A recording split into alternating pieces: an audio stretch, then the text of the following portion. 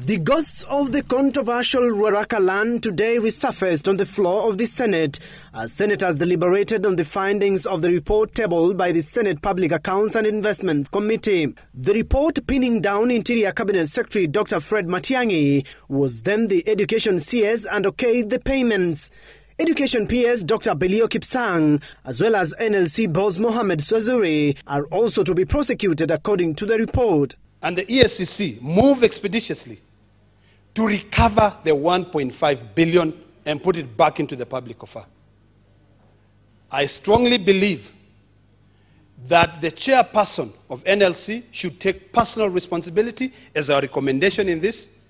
And I also believe, Mr. Speaker, sir, that the then Minister of Education, Mr. Dr. Fred Matian'gi, should also take personal responsibility on this matter. According to the report, Mati'ngi and his team are accused of duping the state into paying 1.5 billion shillings to businessman Francis Mburu for land which already belonged to the government. They are sabotaging the future of this nation, and serious action should be taken against them. This is fraudulent that has happened on the highest order, and it needs to be looked into. And if there is any recommendation, money has been lost here and money needs to be recovered. The state institutions now that are charged with the responsibility of investigations and prosecution should take over this matter. If the evidence eventually says this person is culpable, Mr. Speaker, then whether it's a small well, a small fish, or omena, Mr. Speaker, or mbuta, Mr. Speaker, or a well, Mr. Speaker, that person must be held culpable, not because of how big he is. According to the report, the then Education CS Fred Matian'gi overlooked an assessment report conducted by John Ololtua, who led a team to investigate whether the piece of land was meant for public utility.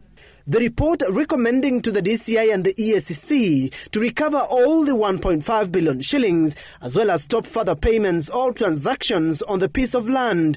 Directors of the Whispering Palm Limited, Afrison Export Import Limited as well as Ulands Limited to be prosecuted over the Ruaraka land scam. When Dr. Belio Kipsang appeared before us, he is the one who made us aware of the task force that was established.